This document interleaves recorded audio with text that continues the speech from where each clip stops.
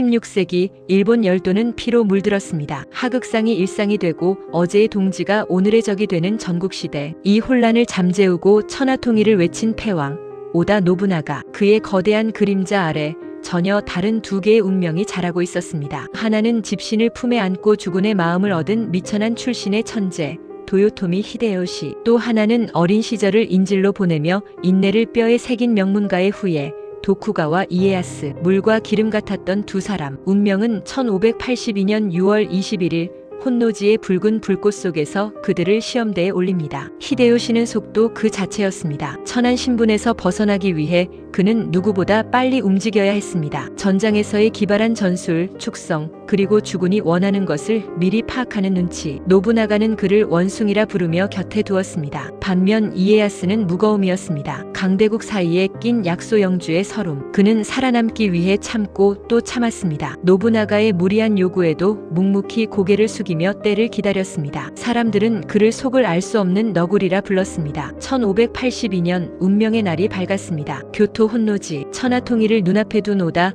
노부나가가 가신 아케치 미츠히데의 배신으로 생을 마감합니다. 거대한 권력의 공백. 일본 열도는 다시 한번 공포와 혼란에 빠졌습니다. 이 소식은 멀리 떨어진 전장에 있던 히데요시와 사카이를 유람 중이던 이에야스에게 동시에 전해집니다. 이 순간 두 사람의 선택이 역사의 물줄기를 바꿉니다. 히데요시는 울지 않았습니다. 그는 계산했습니다. 지금이 바로 천하를 쥘 기회다. 그는 적과 대치 중이던 서쪽 전선에서 기적 같은 협상을 맺고 말머리를 돌렸습니다. 200km가 넘는 길을 단 며칠 만에 주파한 주고쿠 대회군. 병사들은 발이 부르트고 쓰러졌지만 히데요시는 멈추지 않았습니다. 그는 미츠히데를 치고 주군의 원수를 갚은 영웅으로 교토에 입성합니다. 세상은 히데요시를 주군의 원수를 갚은 충신으로 칭송했습니다. 반면 이에야스는 절체절명의 위기였습니다. 적진 한가운데 고립된 그는 병사도 없이 목숨을 걸어야 했습니다. 그는 험준한 이가 산맥을 넘는 필사의 탈출을 감행합니다. 히데요시가 화려하게 천하의 무대에 오를 때